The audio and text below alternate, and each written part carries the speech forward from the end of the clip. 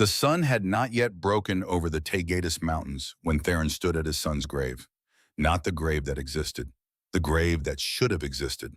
2 years had passed since Nicias died. 2 years since the Paidonomos had arrived at dawn with words wrapped in ceremony and cold efficiency. Training accident, they said. The boy's body would be prepared according to tradition. No tears, no questions. Sparta does not mourn weakness. But Theron had seen the rope burns on his 10-year-old son's neck. He had read the message scratched into the barracks wall with a broken fingernail. "I'm sorry, father. I'm not strong enough." The official story held. It always held. And Theron, warrior of Sparta, veteran of a dozen campaigns, holder of land and citizen rights earned through blood, had stood silent as they carried Nicias away. He had watched his wife Aleka collapse inward like a building losing its foundation. He had nodded when the elders reminded him that weakness discovered early saves the state from weakness discovered in battle. He had done everything a Spartan should do, and something inside him had broken in a way no Persian spear had ever managed. Now, in the year 385 BC, he stood in his courtyard watching his second son. Leonidas was 6.5 years old. He had his mother's dark eyes and his grandfather's steady hands. He did not cry when he fell. He did not complain when he was hungry.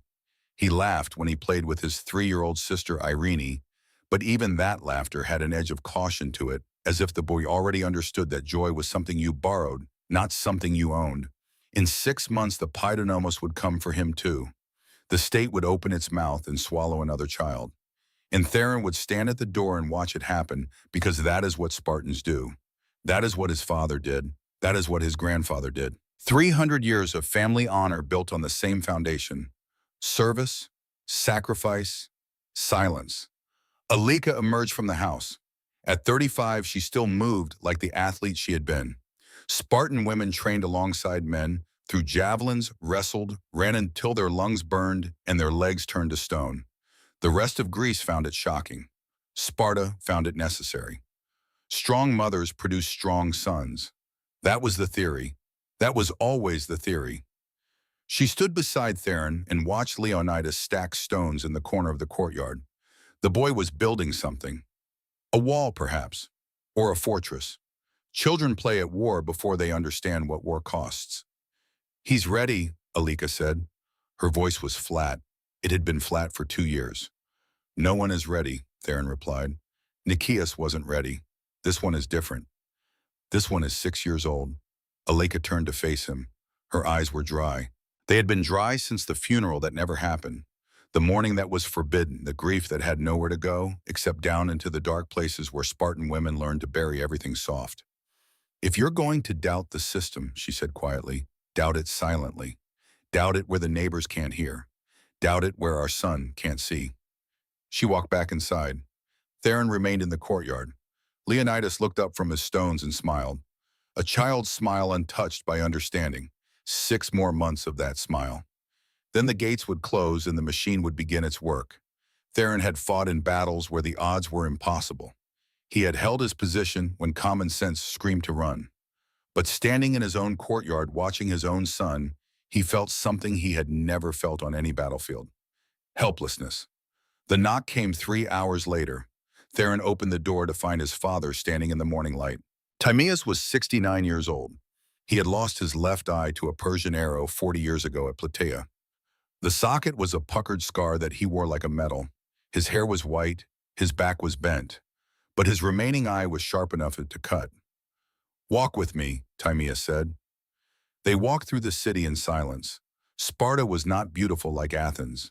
There were no soaring temples, no marble statues celebrating individual glory. The buildings were functional. The streets were clean. Everything served a purpose.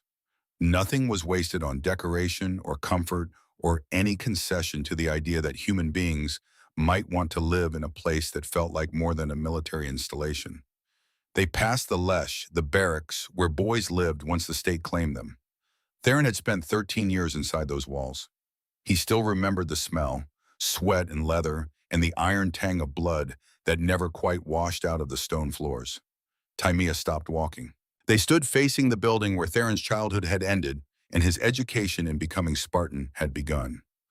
You're thinking about keeping him home, Tamia said. It was not a question. I'm thinking, Theron said carefully, that we train boys to die well. We don't train them to live well. We train them to protect what must be protected, from who the Persians haven't threatened Greece in decades. Athens is our rival, not our enemy. We spend more effort crushing Helot uprisings than fighting foreign wars. We're not protecting Greece anymore, Father. We're protecting a system that's eating its own children. Timaeus was quiet for a long moment. When he spoke, his voice was softer than Theron had ever heard it. I had 3 sons, the old man said. You know this. You were the middle child. Your older brother died in the Agage when he was 9, fell during a drill, broke his neck. Your younger brother made it to 15. He couldn't endure the Cryptia. He walked into the mountains and never came back. The state called it desertion. I called it mercy. Theron stared at his father. In 40 years, they had never spoken of this. You survived, Timaeus continued. You were strong enough, smart enough, hard enough. And I was proud. I am still proud. But every day since your brothers died, I have asked myself the same question. What did we gain?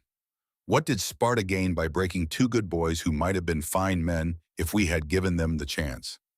You never said anything. What was there to say? The system doesn't change because one old man has doubts. But you asked me to walk with you. You asked without words, so I'm answering. If you want to save Leonidas, I will not stop you. If you want to stand at that door in 6 months and hand him over, I will not judge you. But whichever choice you make it with your eyes open. This system killed your brothers. It killed your son. It will kill Leonidas too unless he is stronger than all of them. And even if he survives, you must ask yourself what will be left of him when the machine is finished. They stood in silence. A group of boys ran past 12 or 13 years old barefoot, their cloaks threadbare, their faces already harder than children's faces should ever be. They moved in formation even when no one was watching. They had been taught that the line was everything. Hold the line, die in the line, never break the line. Theron watched them disappear around a corner. I can't take him away, he said finally. If I refuse the Agoj, he loses his citizenship. He loses his future. He becomes one of the inferiors. No land, no rights, no place in society. Better alive and inferior than dead and honored. You don't believe that. Timaeus smiled. It was a sad smile, the smile of a man who has buried too many sons and carried too many doubts to the edge of too many sleepless nights. No, he said. I don't. That's the poison of it, isn't it? We know the cost. We pay it anyway.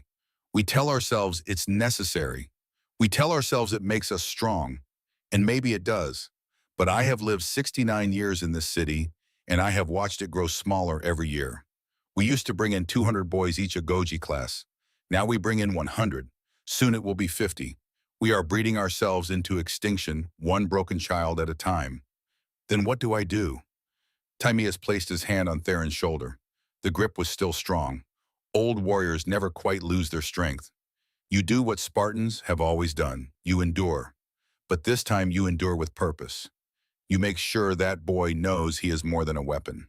You make sure he understands that honor is not the same thing as obedience. And when the time comes when he faces the choice between what Sparta demands and what his soul requires, you make sure he knows he has a choice. 6 months passed like water through a broken dam. Too fast, too unstoppable. Leonidas turned 7 on a morning that felt like every other morning, except for the knowledge that it would be the last morning of its kind. Theron watched his son eat breakfast. The boy's hands were steady. He did not cry. He had been preparing for this day since he was old enough to understand language. Every child in Sparta prepared for this day. Aleka braided Leonidas's hair one final time. She did not speak. Her face was stone. Irene clung to her brother's leg and wailed. Leonidas patted her head gently. I'll come back, he told her. But he wouldn't, not really. The boy leaving this house would not be the boy who returned. If he returned. The knock came at dawn. The Paidonomos stood at the door with 2 assistants. His name was Kratos. He was 55 years old. His face looked like it had been carved from cliff stone and left to weather in the sun. He did not smile. He did not offer comfort.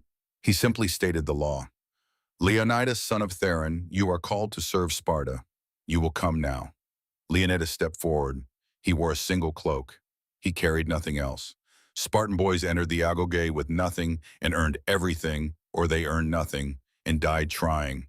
Theron wanted to grab his son, wanted to lock the door, wanted to run, wanted to fight, wanted to scream that this was insane, that feeding children into a machine that broke most of them and killed some of them and returned the survivors as hollow-eyed men who could hold a spear but couldn't hold a conversation was not strength. It was madness dressed up as tradition. Instead, he nodded. Serve with honor, he said. Leonidas looked up at his father. 7 years old, dark eyes, steady hands. I will make you proud, the boy said. And then he walked out the door. The Paidonomos and his assistants fell into formation around him. 15 other boys joined the procession from other houses. Some of them cried. The ones who cried were struck immediately sharp, open-handed blows that snapped their heads sideways and taught them the first lesson. Weakness will be punished. Always. Immediately. Without mercy. Leonidas did not cry. Theron stood in his doorway and watched his son disappear down the street. Aleka stood beside him. Her hand found his. Her grip was crushing. He's strong, she whispered. So was Nicias, Theron whispered back. They stood in the doorway until the procession was gone. Then Aleka went inside to comfort Irene, and Theron walked to the barracks. He was not supposed to follow. Parents were not supposed to watch. But Theron had lost one son to this system. He would not lose another without at least seeing the cage. He stood across the street from the Lesh. The boys were lined up in the courtyard. Kratos walked the line, inspecting each one like a buyer at a slave market. He stopped in front of a boy who was shaking. The boy could not have been more than 6, small for his age, thin, terrified. Kratos leaned down. What is your name, Philippos? The boy whispered. I cannot hear you. Philippos, louder this time, but the voice still cracked. Are you afraid, Philippos? The boy hesitated, then nodded. Kratos struck him across the face. The blow knocked Philippos to the ground. Blood streamed from his nose. Fear is acceptable, Kratos said calmly. Showing fear is not. Stand up. Philippos stood. His legs shook. His face was already swelling. Kratos moved down the line. He stopped in front of Leonidas. What is your name? Leonidas, son of Theron. Are you afraid? Leonidas met the man's eyes. Yes. Kratos studied him. The courtyard was silent. Every boy watched. Every boy understood that this moment would define what came next. Why do you admit it? Kratos asked. Because you asked, Leonidas said simply. Lying would be cowardice. Fear is honest. Kratos stared at him for 5 long seconds. Then impossibly the corner of his mouth twitched. Not quite a smile, but something close. Interesting, he said. We will see if honesty serves you as well as silence. He moved on. Theron remained across the street, hidden in shadow. He had just watched his 7-year-old son navigate a test that most grown men would fail. Part of him was proud. Part of him was horrified. And part of him wondered if Leonidas had just signed his own death warrant or bought himself a chance at survival. The boys were led inside. The gates closed. Theron stood alone in the street as the sun climbed higher and the city woke, and the machine that had been grinding boys into soldiers for 300 years added 16 new pieces of raw material to its inventory. He walked home. Aleka was in the kitchen. Irene was asleep. The house felt enormous and empty. How did he do? Aleka asked. He told the truth when a lie would have been safer. Aleka closed her eyes. Just like his brother. No, Theron said quietly. Nicias told the truth because he couldn't help it. Leonidas told the truth because he chose to. There's a difference. Is there? Aleka's voice was hollow. Does it matter true or false, honest or cunning? They all end up in the same place. Broken or dead. Theron had no answer for that. He returned to the barracks every day for a week. He could not enter. He could not speak to his son. But he could watch. And what he watched confirmed every doubt that had been eating at him since Nicias died. The boys were stripped of everything. Their clothes were replaced with a single rough cloak. Their hair was cut short. They slept on mats stuffed with the reeds they had gathered themselves. They were fed one small meal a day, barely enough to keep them functional. Hunger was not an accident. Hunger was curriculum. On the third day, Theron saw Leonidas in the courtyard. The boy was thinner already. His eyes had changed, not broken, not yet, but harder. The machine was already working. An older boy, perhaps 18 or 19, stood watching the new recruits. His name was Brasidas. Theron knew him by reputation. Brasidas had finished the Agoge 2 years ago. He had survived the Crypteia.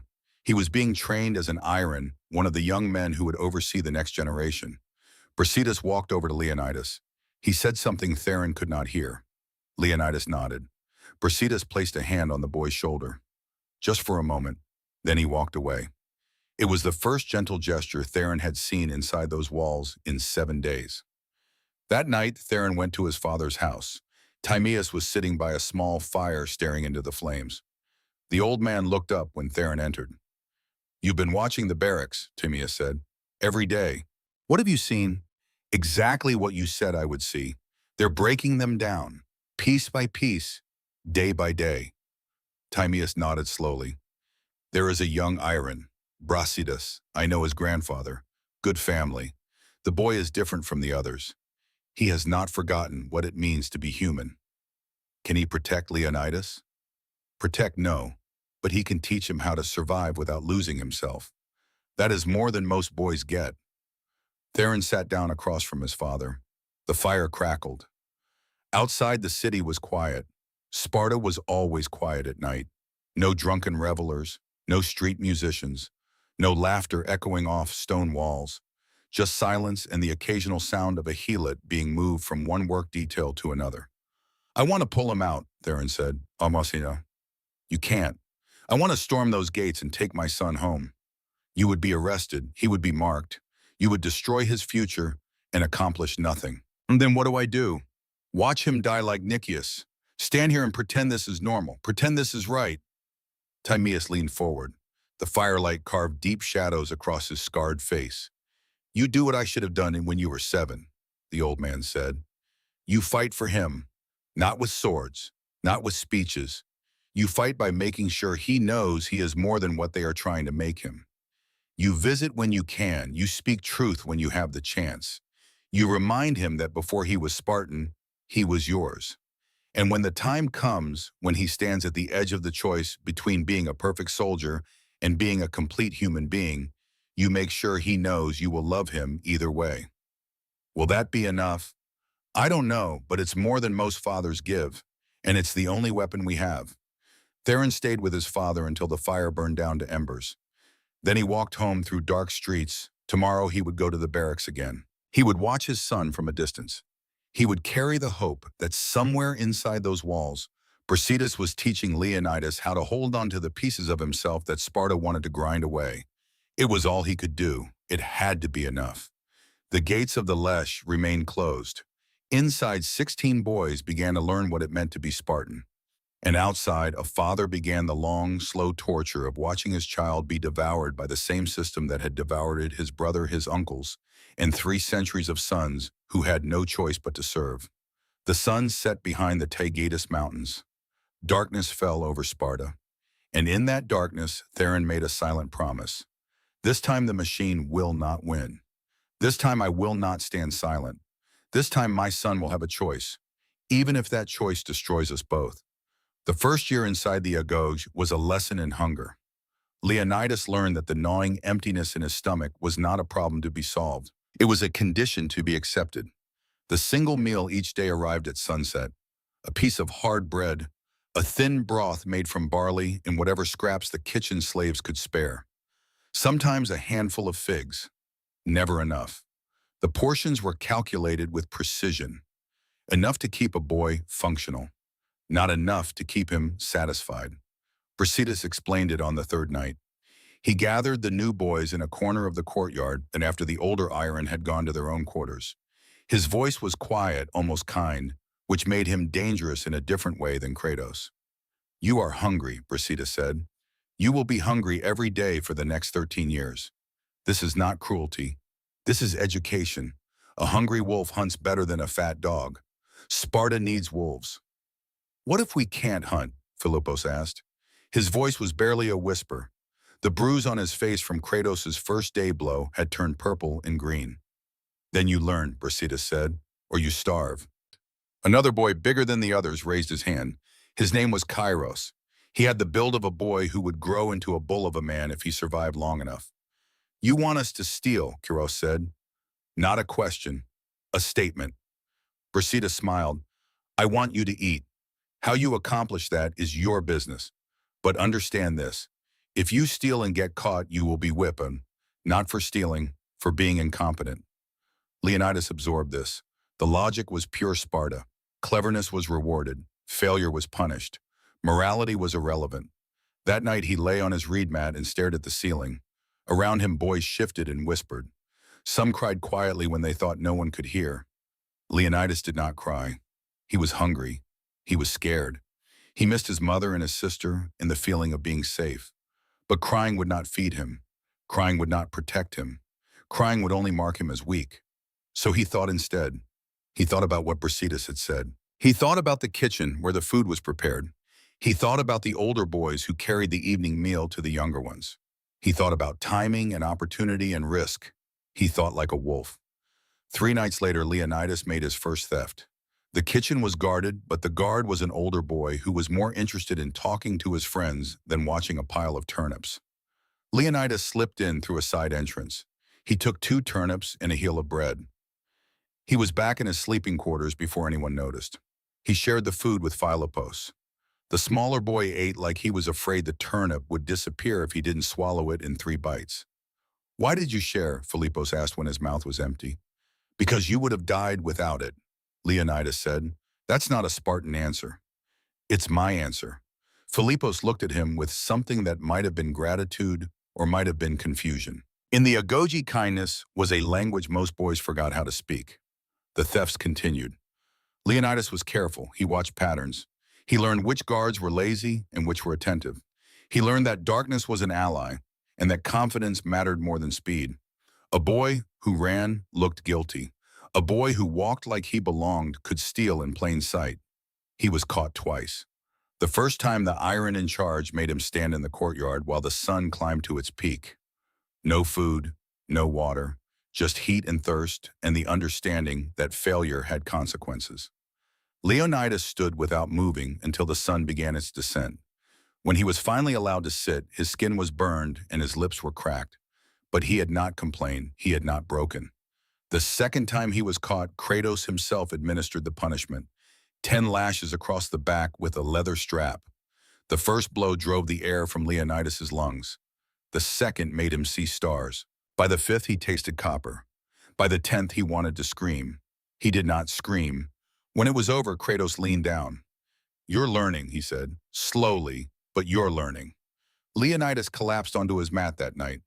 Brasidas appeared with a wet cloth and a jar of oil. He cleaned the wounds in silence. When he was finished, he sat back and studied Leonidas. You're tougher than you look, Brasidas said. I don't feel tough. Tough isn't what you feel. It's what you do when feeling doesn't matter. Leonidas thought about that. Pain radiated through his back in waves. But underneath the pain was something else. Pride, maybe, or just the grim satisfaction of having survived. My father visited today, Brasidas said quietly. He saw you in the courtyard. He asked me to watch over you. Leonidas looked up. Why would he do that? Because your father lost a son to this place. Because he's afraid he'll lose another. Because even Spartans can love their children, even when the state tells them not to. Do you love yours? Brasidas was quiet for a long moment. I don't have children, but if I did, I would want them to be like you. Stubborn enough to survive. Soft enough to stay human. He left. Leonidas lay in the dark and thought about his father. He had not seen Theron since the day he entered the Agoge. But knowing his father was out there watching, caring, fighting, in the only way he could made the hunger a little easier to bear. The months became years. By the time Leonidas turned 10, he had become something different. Not harder exactly, but more efficient. He could steal food without thinking. He could endure pain without flinching. He could sleep on cold stone and wake without complaint. He could march for hours in formation, his bare feet bleeding on sharp rocks, and never break stride. The other boys changed too. Kyros grew into the bull everyone had predicted. He was strong and vicious and utterly without mercy. When weaker boys failed, Kyros was the first to mock them, the first to suggest they were worthless, the first to turn cruelty into sport. Philippos never grew strong. He remained small and frightened and perpetually on the edge of collapse. But he survived because Leonidas made sure he survived. Shared food, shared warmth, shared the unspoken understanding that in a system designed to crush the weak, sometimes strength meant protecting someone weaker than yourself. The older Iron noticed. Some disapproved. Others, like Brasidas, said nothing but watched with quiet approval. Then came the year of the fox. Leonidas was 10 years old. It was winter. The cold was a physical presence sharp enough to cut skin and settle into bones. The boys wore their single cloaks and nothing else. At night, they huddled together for warmth.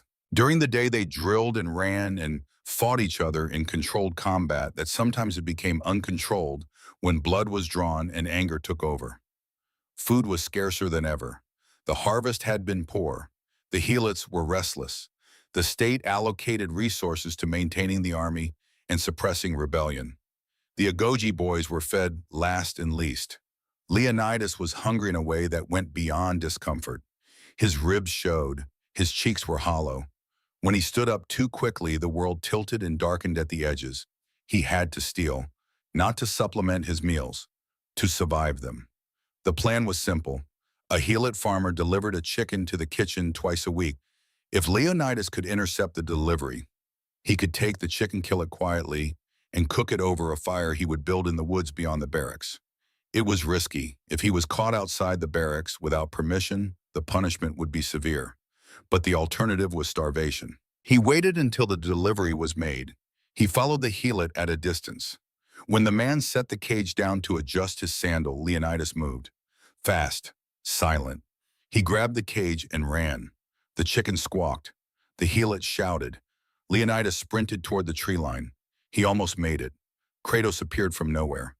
The old Paidonomos stepped into Leonidas's path like a wall materializing from air. Leonidas tried to dodge. Kratos was faster. He grabbed Leonidas by the arm and lifted him off the ground. The chicken screamed in its cage. Leonidas's heart hammered against his ribs. Kratos stared at him. Put the chicken down. Leonidas hesitated. If he put the chicken down, he would be punished for theft and failure. If he held on to it, he would be punished for theft and defiance. Either way, he would be whipped. Either way, he would go hungry. But there was a third option, a test that older boys whispered about, a test that separated the ones who would survive from the ones who would break. Leonidas opened the cage. The chicken burst out in a flurry of feathers and panic. It scratched and pecked and tried to escape. Leonidas grabbed it and shoved it under his cloak. He pressed it against his stomach and held it there with both arms. The bird went insane. It clawed at his skin. It pecked at his ribs. It tore at him with beak and talons, desperate and terrified. Leonidas stood perfectly still. Kratos watched him. The old man's face was unreadable. Seconds passed. The chicken shredded Leonidas's stomach. Blood soaked into the cloak. Pain screamed through his body. Every instinct told him to let go, to drop the bird, to admit defeat. He did not let go. A full minute passed, then two. The chicken's attacks grew weaker. It was exhausting itself. Or maybe it sensed that this boy would rather than release it. Kratos stepped forward. He reached under Leonidas's cloak and pulled the chicken out. The bird was bloody and broken. So was Leonidas's stomach. Claw marks ran from his ribs to his pelvis. Blood dripped onto the ground. Kratos held up the chicken. It was dead, killed by its own panic and Leonidas's refusal to react. Go to Brasidas, Kratos said quietly. Have him clean those wounds, and tomorrow you will report for extra drills. He walked away. Leonidas stood alone in the courtyard, blood running down his legs, pain radiating through his core. But he had passed. He had endured. He had proven that he could stand in the fire and not burn. Brasidas found him 20 minutes later. The young Iron took one look at Leonidas's stomach and went pale. You're insane, Brasidas said as he cleaned the wounds with wine. The alcohol burned worse than the scratches. I'm Spartan, Leonidas replied. That's what I said. Insane. But there was respect in Brasidas's voice. And when he was finished bandaging the wounds, he handed Leonidas a piece of cooked chicken. Where he got it, Leonidas didn't ask. Some questions were better left unspoken. Leonidas ate the chicken slowly. It was the best thing he had ever tasted. Not because it was good, because he had earned it. That night, Philippos asked him why he hadn't let go. Because if I let go, Leonidas said, Kratos wins, the system wins, and I'm not ready to lose yet. When will you be ready? Leonidas didn't answer. He wasn't sure there was an answer. In the Agoge, you didn't win. You just survived long enough to face the next test. The years continued their grinding march. 11, 12. Each year brought new tests, new pain, new lessons in how much a human body and mind could endure before breaking. At 11, Leonidas participated in his first Artemis Orthia ceremony. The ritual was simple and ancient. A piece of cheese was placed on an altar. Boys charged the altar while older youths and adults whipped them with heavy leather straps. The goal was not to avoid the whips. The goal was to endure them and still reach the cheese. Theron sat in the audience. He had not seen his son in 4 years. The boy who stepped into the arena was taller than he remembered. Leaner. Harder. There was nothing of childhood left in that face. Aleka sat beside him. She gripped the bench until her knuckles turned white. The ceremony began. Leonidas charged with a group of other boys. The whips fell like rain. Leather cracked against skin. Boys screamed. Some fell. Others kept running. The crowd cheered. Leonidas took a blow across his shoulders that should have dropped him. He stumbled, recovered, kept moving. Another whip caught him across the back of his legs. He went to one knee. The crowd roared, while Theron's hands clenched into fists. Get up, he thought. Please get up. Leonidas got up. He reached the altar. His hand closed around the cheese. A final whip caught him across the spine. The blow was so hard, it lifted him off his feet. He hit the ground face first. The crowd went silent. Leonidas pushed himself up. Blood ran down his back in rivers. His face was pale, but he was standing, and he was holding the cheese. The crowd erupted. Theron sat frozen. He had just watched his son be beaten within an inch of consciousness, and everyone around him was celebrating. Aleka leaned close. Her voice was a whisper. He did it. He survived. Is that what we call this? Theron whispered back. Survival. After the ceremony, parents were allowed a brief visit. Theron approached Leonidas in the medical tent where boys were being treated for their wounds. His son sat on a bench, his back a mess of torn skin and bruises. Brasidas was applying salve. Father, Leonidas said. His voice was steady. Too steady. You were brave, Theron said. I was obedient. Is there a difference? Leonidas looked up. His eyes were his mother's eyes, dark and deep. But there was something in them now that had not been there 4 years ago. Something cold. Sparta says no, Leonidas replied. What do you say? Leonidas thought about that. Brasidas finished with the salve and stepped away, giving them privacy. Grandfather sent me a letter, Leonidas said quietly. Brasidas delivered it. He said that being a man is more than being a weapon. He said, I will face a choice someday. Between being perfect and being whole. He said to choose carefully. Do you understand what he meant? Not yet, but I think I will. Theron wanted to embrace his son, wanted to pull him close and tell him he could leave, that they could run, that there was a world beyond Sparta where boys were allowed to be boys. But the tent was full of people. The Paidonomos were watching, and even if they weren't, Leonidas was no longer a child who could be rescued. He was becoming something else, something shaped by the system, something that might survive or might shatter. All Theron could do was place his hand on his son's shoulder. Just for a moment. The touch said everything words couldn't. I see you, I love you, I'm sorry. Leonidas leaned into the touch for maybe 2 seconds. Then he straightened, remembered where he was, remembered what he was supposed to be. The moment ended. Theron left the tent. Outside, the sun was setting.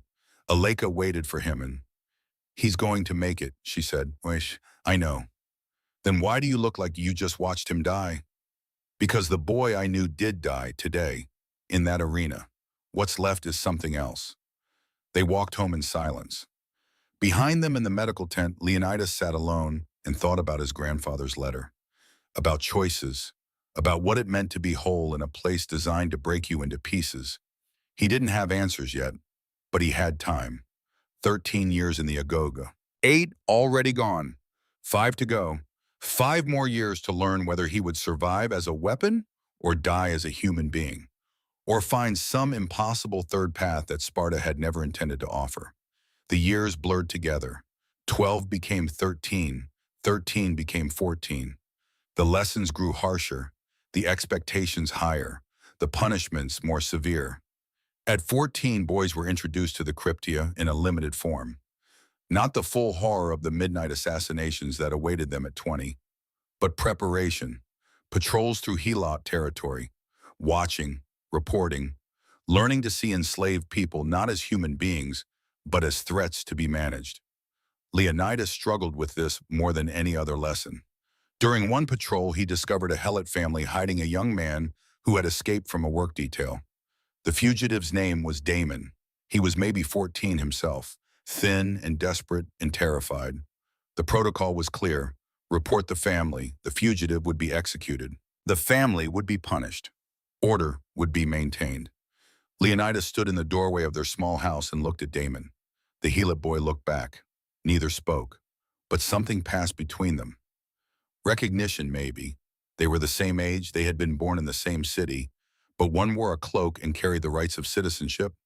The other wore rags and carried the weight of slavery. Please, Damon's mother whispered, he's just a boy.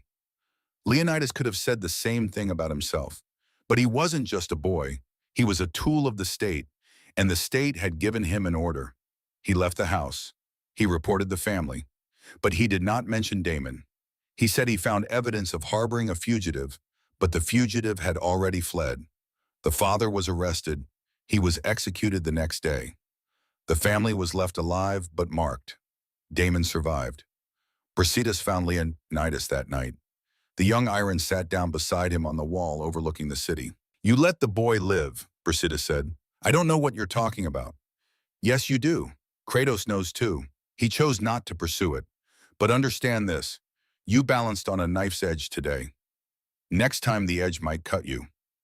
Would you have reported the boy? Leonidas asked. Brasidas was quiet for a long time. I don't know. I want to say no.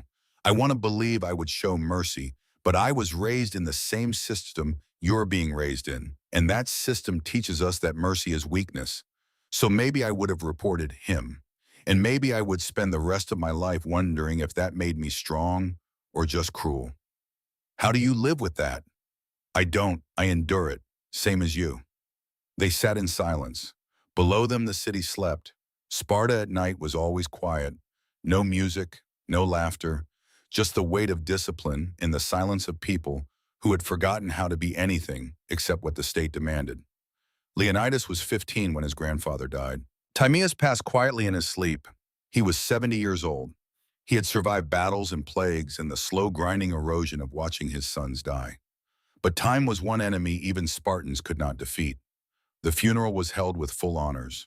Timaeus had earned them.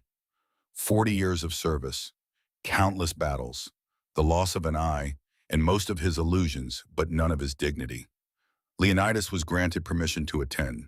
It was rare for Agoge boys to leave the barracks for anything except training. But Timaeus had been a hero, and heroes were allowed to be mourned even in a city that forbade mourning. Leonidas stood beside his father at the pyre. Theron's face was stone. Alika wept quietly. Irene, now 10 years old, held her mother's hand and tried to understand why grandfather wasn't moving. Before the pyre was lit, Theron handed Leonidas a letter. The paper was old. The ink was faded. But the words were clear. Leonidas, it began. I have seen Sparta's glory and its shame. I have watched brave men die for honor. I have also watched good boys broken for no reason. You will face a choice between being a perfect Spartan and being a good man. Choose carefully. Sometimes they are not the same thing. Below that in fresher ink was a postscript. Your father loves you. He may not be allowed to say it, but I can. You are more than a weapon. You are my grandson, and I am proud of you not because you survived, but because you have not let them take everything. Hold on to that. When the time comes to choose, remember that honor is not the same as obedience. Leonidas read the letter 3 times. Then he folded it carefully and tucked it into his cloak. The pyre was lit. Smoke rose into the sky. Timaeus burned, and with him went the last voice of the old Sparta, the Sparta that remembered why they fought instead of just how. After the ceremony, Theron and Leonidas walked together through the city. They did not speak. Not. There was too much to say, and no safe way to say it. Finally, Theron stopped. They were standing near the Agoge barracks.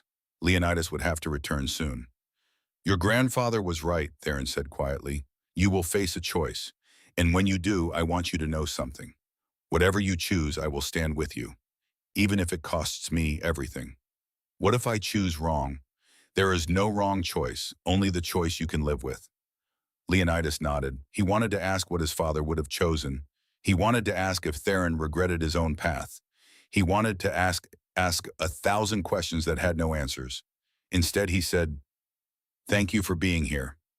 Theron placed his hand on Leonidas' shoulder. This time the touch lasted longer. 5 seconds. 10.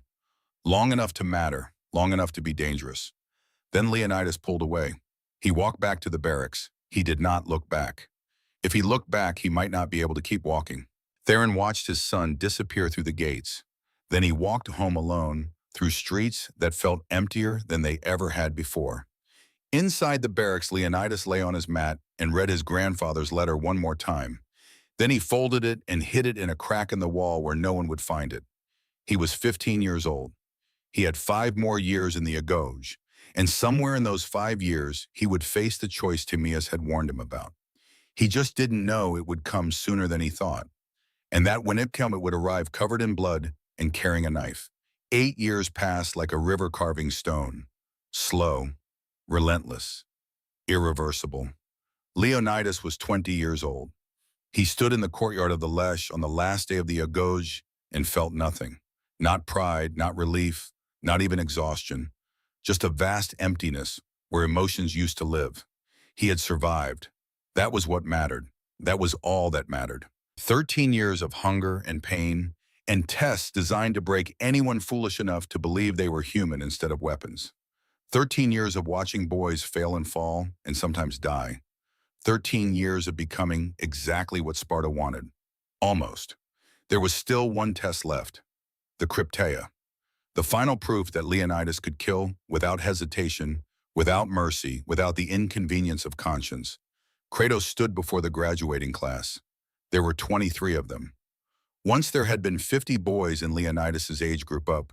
Some had died in training. Some had been expelled for weakness. Some had simply disappeared. Their bodies never found their names, never spoken again. 23 survivors. And now they would be tested one final time. The Helots grow restless, Kratos said. His voice was old iron, corroded but unbroken. There are whispers of rebellion. Names have been identified. You will hunt these names. You will eliminate them. Quietly, efficiently, without mercy. He handed out assignments. Names, locations, descriptions of targets who had committed no crime except being too strong, too confident, too willing to meet a Spartan's eyes without looking away. Leonidas received his assignment. The name was Damon. Location a farm on the western edge of Helot territory. Description, male, approximately 20 years old, known agitator, suspected of organizing resistance cells. Leonidas' hands did not shake when he read the name, but something cold settled into his chest. He knew this name. He had saved this boy 8 years ago. He had let him live when protocol demanded death, and now the state was ordering him to correct that mistake. The irony was so perfectly Spartan, it almost made him laugh. He was paired with Kairos for the mission. The big man had grown into the monster everyone predicted. Kairos was 20 years old and built like a siege engine. He had killed his first Helot at 16 during a suppression riot. He talked about it the way other men talked about losing their virginity. Proud, eager to repeat the experience. They left at dusk. The sun bled red across the mountains. Leonidas moved through the darkness like smoke. Kairos moved like a landslide, all momentum and destruction barely held in check. I hope he runs, Kairos said. I want him to run. Why? Makes it more interesting. Killing a man who just stands there is like slaughtering a cow. Leonidas said nothing. He had learned long ago that arguing with Kairos was like arguing with a cliff face. Pointless, and likely to get you pushed off. They reached the farm 2 hours before midnight. The house was small, mud brick walls, thatched roof, a single window that glowed with the light of an oil lamp. Kiros wanted to kick down the door. Leonidas convinced him to wait. Watch. Confirm the target before moving. They crouched in the darkness. Through the window, Leonidas could see Damon. The Heelot boy had grown into a Heelot man. He was thin but wiry.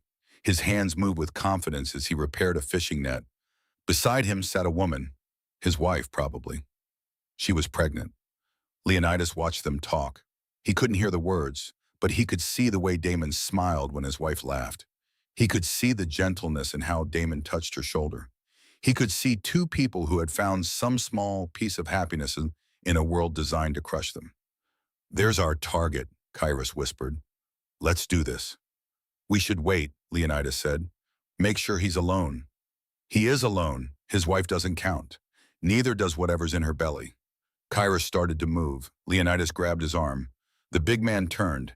In the moonlight, his eyes were empty. Not cruel, just void of anything that might be called human. Wait, Leonidas said again. Why are you having second thoughts? I'm having tactical thoughts. We do this clean, or we don't do it at all. Kira stared at him for 5 long seconds. Then he grinned. Fine. You go in first. I'll cover the back. If he runs, I get him. If he fights, we both get him. Either way, he's dead before sunrise. Leonidas nodded. Kira circled around to the rear of the house. Leonidas waited until the big man was in position. Then he approached the front door. His hand rested on his knife. The blade was sharp enough to split a hair. He had sharpened it himself, oiled it, prepared it for exactly this purpose. 13 years of training, 13 years of preparation. Everything he had endured, everything he had survived, everything he had become led to this moment. He raised his hand to knock, then stopped. There was no honor in this, no glory, no defense of Sparta, just a scared man trying to build a life with a woman he loved and a child on the way. A man whose only crime was existing with too much dignity. Leonidas had been taught that hesitation was weakness, that doubt was failure, that the moment you question an order, you cease to be Spartan. He hesitated anyway. The door opened. Damon stood in the threshold. He was holding a small knife, the kind used for cutting vegetables. When he saw Leonidas, his face went pale. But he did not run. He did not scream. He simply stood there and waited for whatever came next. You, Damon said quietly. Why? Leonidas replied. 8 years ago, you let me live. I did. And now you're here to correct that mistake. Leonidas did not answer. Behind Damon, the pregnant woman appeared. She saw the Spartan cloak. She understood immediately. She placed herself between Leonidas and her husband. Please, she whispered. We've done nothing wrong. You exist, Leonidas said. In Sparta's eyes, that's enough. Damon gently moved his wife aside. He stepped out of the house and closed the door behind him. He stood in the moonlight, unarmed, unafraid. Do it, Damon said. But before you do, answer one question.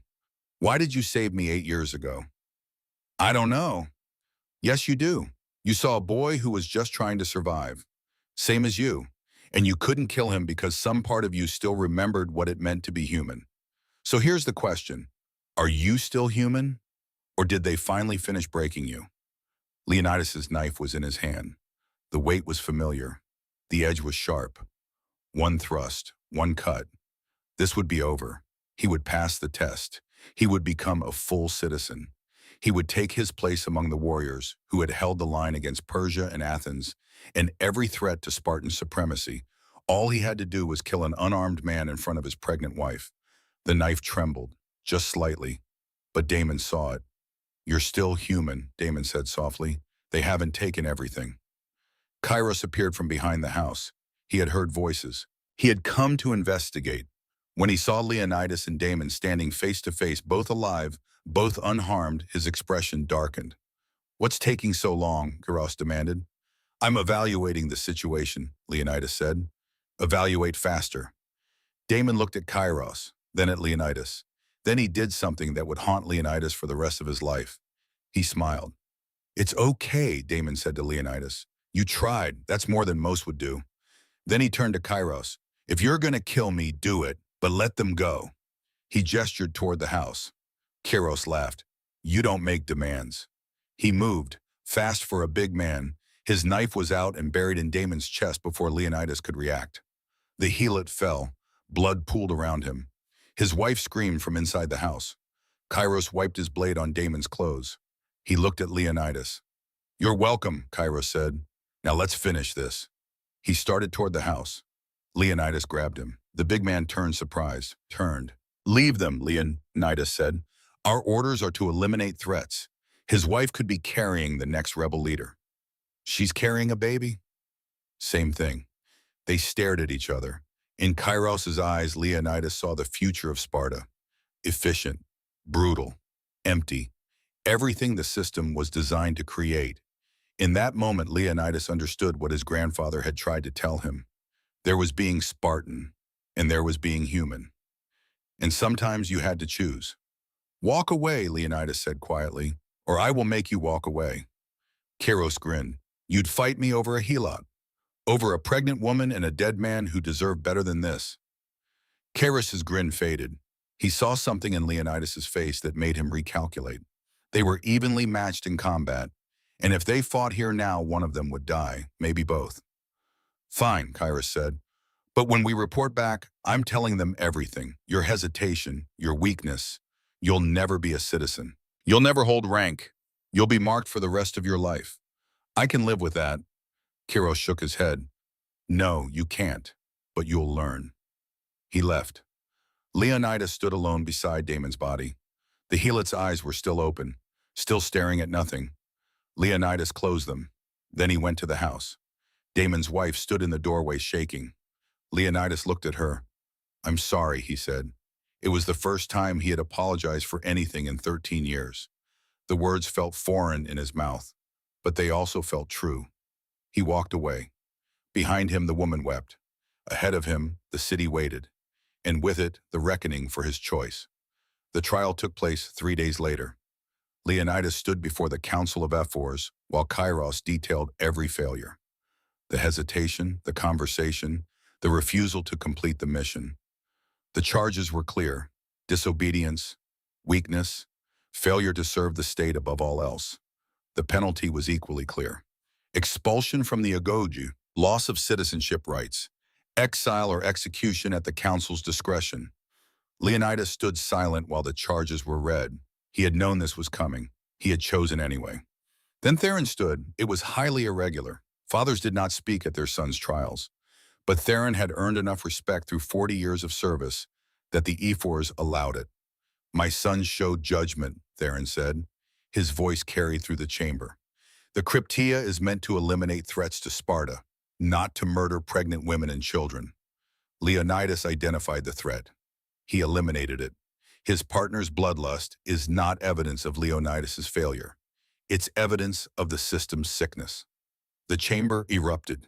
No one spoke against the system, not openly, not in official proceedings. Theron had just broken the most fundamental rule of Spartan society. The eldest of four raised his hand for silence. When the chamber quieted, he spoke. You suggest the Cryptia is flawed. I suggest, Theron said carefully, that a system which measures strength by willingness to kill indiscriminately is not creating warriors. It's creating monsters. And monsters do not build lasting civilizations. Another voice spoke up. Brasidas. He was 33 years old now, a full warrior, respected. His testimony carried weight. I trained Leonidas for 8 years, Brasidas said. He is the finest warrior of his generation. His strength is not diminished by his humanity. It's enhanced by it. A soldier who thinks is worth 10, who only follow orders. The Ephors conferred quietly. The debate lasted 20 minutes. When it ended, the eldest Ephor delivered the verdict. Leonidas, son of Theron, you will be permitted to complete the agoge and claim citizenship. However, you will be marked as unreliable. You will not serve in the royal guard. You will not hold command. You will fight when called, but you will not lead. This is our judgment. It was a compromise. Leonidas would be a citizen, but a second-class citizen, forever marked, forever watched, forever suspected. He accepted the judgment with a single nod. It was more than he had expected, less than he deserved. exactly what Sparta offered everyone who dared to be human. The trial ended. Leonidas left the chamber. Theron walked beside him through the city streets. "Thank you," Leonidas said. "Don't thank me. I just made myself a target alongside you." "Was it worth it?" Theron stopped walking. He looked at his son, 20 years old, scarred, hardened, but still capable of mercy. "Yes," Theron said. "It was worth it. Whatever comes next, we'll face it together." They walked home. Neither knew that what came next would be worse than any trial, worse than any test, worse than anything the Agoge had prepared them for. 6 years later, Sparta would face the Battle of Leuctra. And everything they thought they knew about strength and honor and the price of perfection would be proven catastrophically wrong. But for now, they walked home through a city that still believed itself invincible, still believed that the system which had ground boys into soldiers for 300 years would last forever, still believed that you could build a civilization on suffering and call it strength. They would learn otherwise. But the lesson would come written in blood. The years between the trial and Leuctra were strange years. Leonidas fought when called. He trained when required. He married Eurydice, a Spartan woman who had been raised with the same brutal efficiency as every other woman in the city. Strong, athletic, capable of bearing children and bearing them without complaint if the state demanded it. They had a son, Timaeus named for his great-grandfather. The boy was 3 when his father marched to Leuctra. Theron was 54. His hair was gray. His body still strong, but showing the accumulated damage of 40 years of warfare. He moved slower now, thought more, questioned everything in ways he had never dared when he was young. He stood beside his son in the phalanx as the Spartan army marched north to meet the Thebans. King Cleombrotus led them. 400 Spartiates, the full citizen warriors, plus thousands of Helot auxiliaries and allied forces. They outnumbered the Thebans. They had superior position. They had 300 years of reputation as the finest infantry force in the world. They had everything except the humility to imagine they could lose. The Theban general was named Epaminondas. He was a philosopher and a tactician, and a man who understood that tradition was only strength until someone invented something new. The battle began at dawn. The Spartans deployed in their traditional formation. King and elite troops on the right wing, allies on the left, the phalanx in the center. It was the formation that had won every major battle in Spartan history. Epaminondas looked at that formation and smiled. He massed his forces on his left wing, 50 shields deep instead of the traditional 8. A concentrated hammer aimed directly at the Spartan right, where the king and the best warriors stood. The Spartans saw the formation. They did not understand it. How could depth overcome quality? How could concentration defeat discipline? They were about to learn. The Theban left wing struck like a battering ram, 50 men deep pushing forward with unstoppable momentum.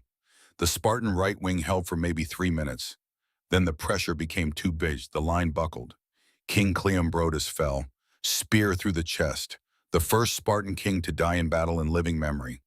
The right wing collapsed. Leonidas was in the center. He saw the king fall, saw the line break, saw everything he had been taught was impossible happening in front of his eyes. "Hold the line." The order came from somewhere, maybe Brasidas, maybe another officer. It didn't matter. The line was breaking. Theron fought beside his son. A Theban spear caught him in the leg. He went down. Leonidas turned. "Hold position," Kairos shouted from nearby. He had become exactly what everyone expected. A killing machine, brutal and efficient and utterly without mercy. Leonidas looked at Kairos, then at his father bleeding on the ground, then at the battle that was already lost. He broke formation. He grabbed Theron under the arms and dragged him backward. Theban soldiers pressed forward. Someone threw a spear. It missed by inches. Leonidas kept pulling, kept moving, kept choosing his father over his formation. "Leave me," Theron gasped. "Hold the line." "The line is broken," Leonidas said, "and I'm not leaving you." He pulled Theron to safety. Other Spartans were retreating now. The word itself was poison. Spartans did not retreat. But the alternative was annihilation. The Battle of Leuctra ended in catastrophe. 400 Spartans dead, including the king, including most of the royal guard, including the myth of Spartan invincibility. The survivors limped home. Theron's leg was ruined. He would walk with a limp for the rest of his life. but he was alive, because his son had chosen him over duty. The city received them in silence. No celebration, no condemnation, just shock. Sparta had lost. Truly, completely, definitively lost. Within months, the consequences became clear. Thebes marched into Messenia. They freed the Helots. Tens of thousands of enslaved people who had worked Spartan land for generations simply walked away. Sparta's economy collapsed overnight. The land that had funded the warrior class was gone. The Helots who had done all the labor were free. The system that had sustained itself for 300 years had nothing left to stand on. Council meetings became desperate. Some wanted to fight to reclaim Messenia. Others wanted to reform to open citizenship to more people to adapt to the new reality. Theron spoke at one such meeting. "We built our strength on a foundation of slavery and suffering," he said. "We told ourselves it was necessary. We told ourselves it made us great. And perhaps it did, for a time. But that time is over. We can either adapt or we can die clinging to a system that has already failed." The old guard voted down every reform. Tradition, they said. Honor, they said. We are Spartan, they said. Theron left the meeting knowing that nothing would change. The city would rather die than admit it was wrong. That night, he sat with Leonidas in his home. Timaeus, now 9 years old, played in the corner. The boy was strong, healthy. In 5 years, he would enter the agoge. "I can't send him on," Leonidas said quietly. Theron looked at his son. "You don't have a choice." "There's always a choice. You taught me that. Grandfather taught me that." "What choice do you see?" Leonidas was quiet for a long time. Then he said the words that would change everything. "We leave." The decision was not made lightly. Leonidas and Theron spent weeks debating. Aleka participated. Eurydice resisted at first but eventually agreed. Even Brasidas, now 52 and bitter about how the old guard had responded to Leuctra, gave his quiet blessing. "There are others," Brasidas said, "families who are thinking the same thing. Sparta is dying. Some of us see it, most refuse to, but those who see it have a choice. Stay and die with the city, or leave and preserve something worth preserving." He handed Leonidas a list of names, families who had lost faith, warriors who had survived Leuctra and come home wondering what they had been fighting for. "You won't be the first to leave," Brasidas said, "and you won't be the last." The night before they left, Theron visited Timaeus' grave, his first son, the boy who had hanged himself rather than face another day in the agoge. "I'm sorry," Theron whispered to the stone upper. "I should have saved you. I should have been brave enough to choose you over the system. I wasn't, but I'm choosing now. For Leonidas, for Timaeus, for all the boys who deserve better than this." He stood, walked home. The house was packed. A single cart held everything they owned. It wasn't much. Spartans didn't accumulate possessions. They accumulated honor and duty and the kind of trauma that took generations to heal. At dawn, they left. Theron, Leonidas, Aleka, Eurydice, Timaeus, and Irene, now a young woman of 20, who had never been given the choice to leave but seized it when offered. They walked through the city gates as the sun rose. A few neighbors watched, some with contempt, some with something that might have been envy. At the gates, Brasidas waited.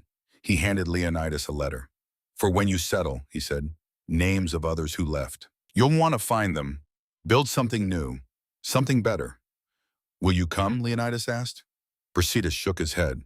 "I'm too old, and someone needs to stay and remember what we were supposed to be." They embraced. Then Brasidas stepped back. The family walked through the gates. Timaeus looked back at the city.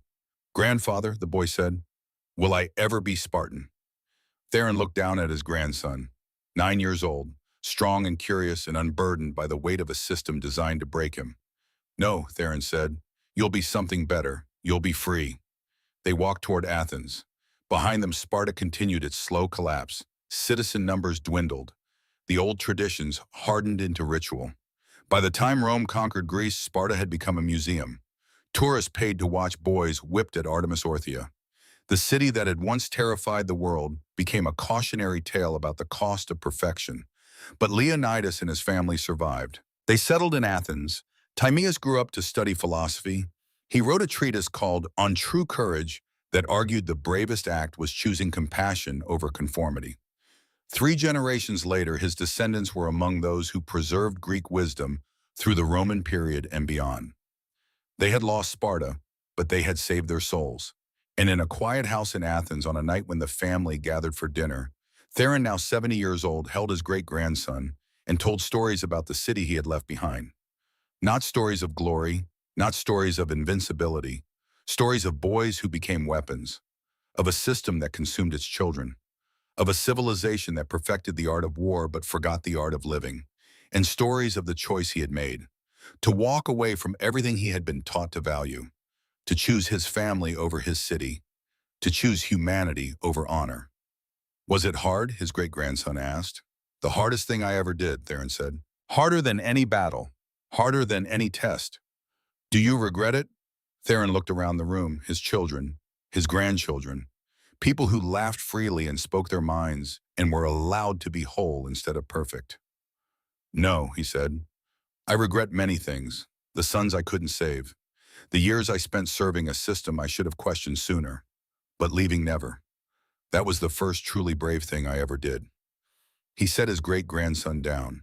The child ran off to play, and Theron sat by the fire and thought about the city he had left behind. Sparta would be remembered. Its warriors would be celebrated. Its battles would be studied. Its sayings would be quoted for thousands of years, but the cost would be forgotten. The broken boys, the murdered helots, the systematic destruction of everything soft and human in pursuit of an ideal that could never sustain itself. Theron had been part of that system. He had served it, believed in it, nearly lost everything to it. But in the end, he had made a different choice. And that choice, more than any battle he had fought or any honor he had earned, was the legacy he wanted to leave. Not the Spartan who held the line, the father who walked away, the man who chose love over glory, the warrior who finally understood that the greatest courage is not enduring suffering. It's choosing to end it. The fire burned low. Outside Athens lived and breathed and celebrated and argued and created in ways Sparta never could. And Theron closed his eyes and slept the sleep of a man who had finally, after 70 years, made peace with himself.